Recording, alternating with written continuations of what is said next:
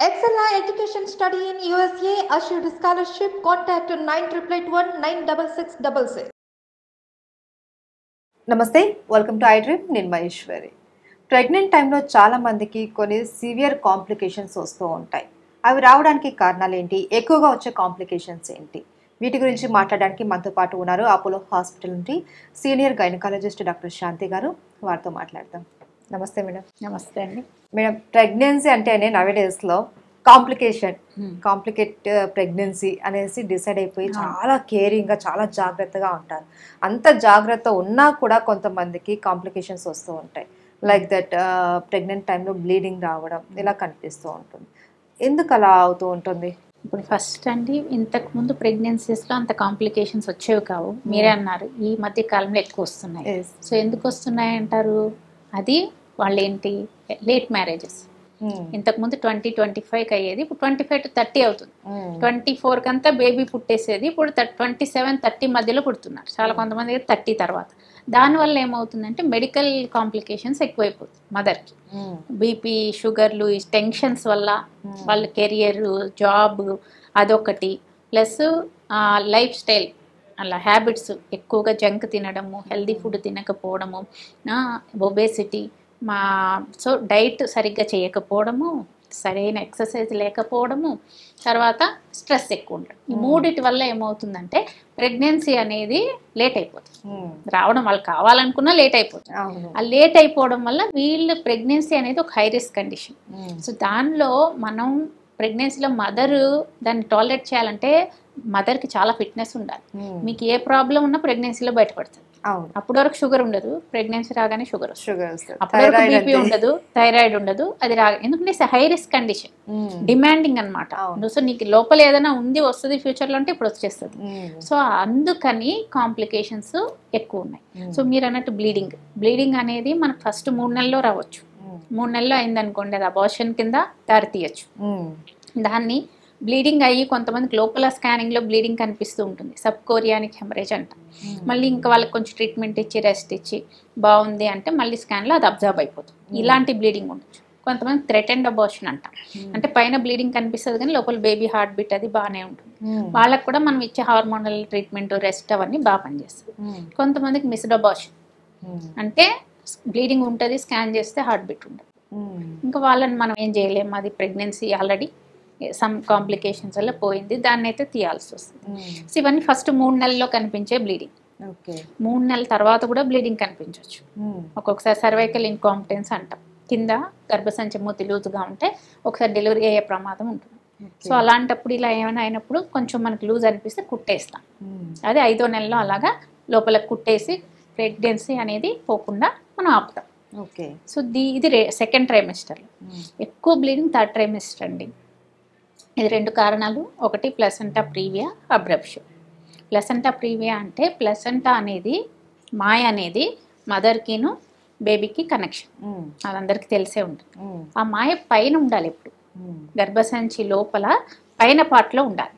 అలా కాకుండా అది కింద ఉందనుకోండి, మనకి డెలివరీ అయ్యే సర్వైకల్ రీజియన్లో ఉందనుకోండి, అడ్డం కదా డెలివరీ ఎలా అవుతుంది, దాన్ని ప్లసెంటా ప్రీవియా అంటాం. అది కొంతమందికి 3వ నెలలో 4వ నెలలో కింద ఉన్నా ఒక 7-8 నెలలకి పైకి వెళ్ళిపోతుంది, కానీ కొంతమందికి వెళ్ళదు, అడ్డం ఉండిపోతుంది.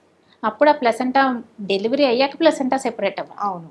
అది ముందే సెపరేట్ అయ్యి బ్లీడ్ అవుతుంటాయి. It's very dangerous. తల్లికి బిడ్డకి ఇద్దరికి.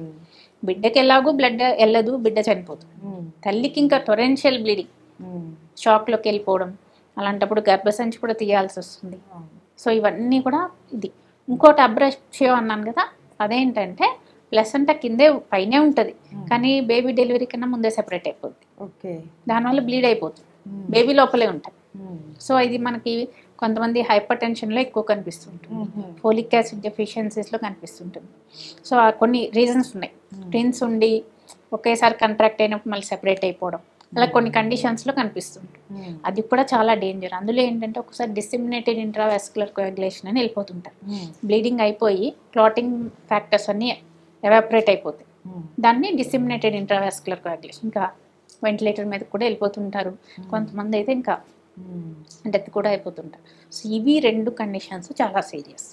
సో అవి రాకుండా వస్తే కూడా కేర్ఫుల్గా చూసుకుంటే మనం బయటపడవచ్చు.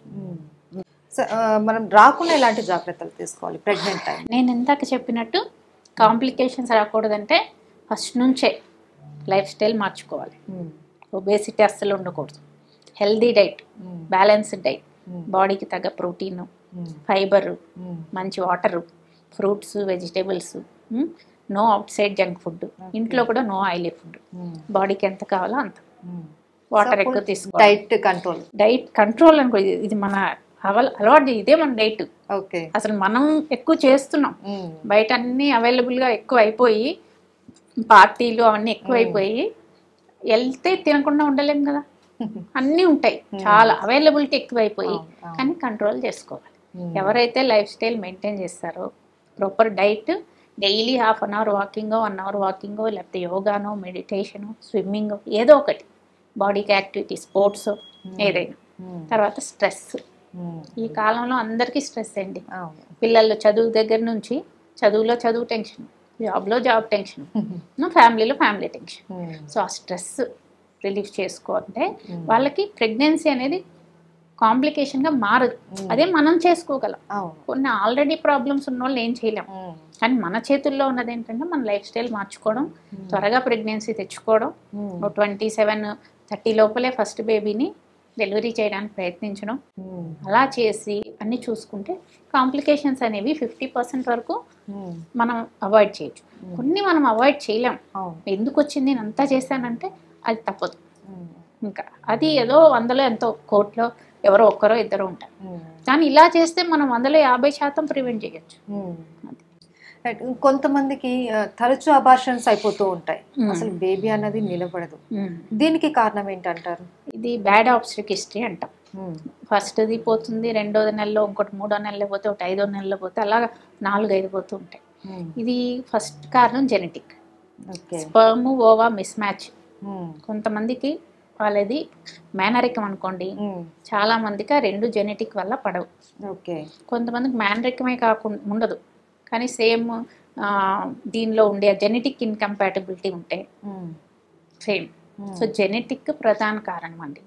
ఇంకా జెనెటిక్ అయిపోయాక మనం ఇంకా ఏమైనా ఆటో ఇమ్యూన్ డిజార్డర్స్ ఉన్నాయా అన్నవి కూడా చూస్తాం.